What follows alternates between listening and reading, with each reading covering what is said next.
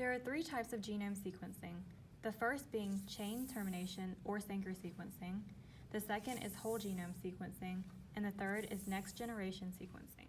Sanger sequencing requires a DNA template, dNTPs, ddNTPs, primer, and a gel electrophoresis machine.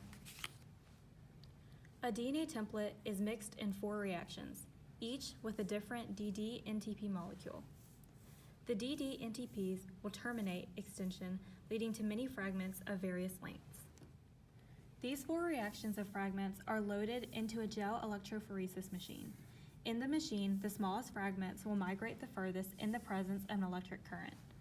The sequence can then be determined from the smallest fragment to the largest. Then, the 4 reactions are all mixed into one and tagged with fluorescent dye. A laser can be passed along the gel bed to detect fluorescent dyes. The wavelengths recorded by computer will reveal the sequence. To find the original DNA strand sequence, the pairing nucleotides must be determined and cited 5' to 3'. Whole genome sequencing. Whole genome sequencing has 2 methods, the shotgun method and the hierarchical method. Both methods will use large DNA strands. In the shotgun method, large DNA strands are cut using restrictive enzymes. The smaller fragments are sequenced via Sanger sequencing. In the hierarchical method, a DNA sequence is mapped with markers. The DNA is sheared using restrictive enzymes. The small fragments are subcloned. The subclones are inserted into vectors.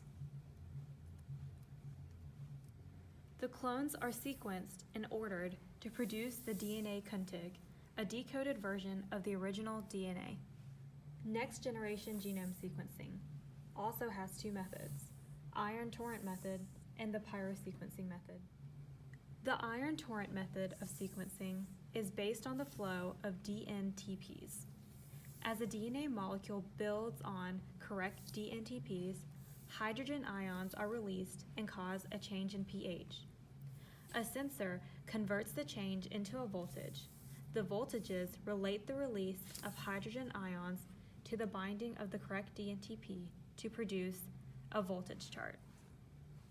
The pyrosequencing method is based on the synthesis of a complementary DNA strand.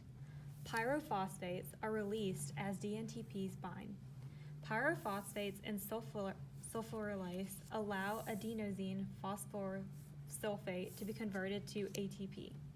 In the presence of ATP, luciferase emits a light signal, which is visualized by computer software to determine the DNA sequence.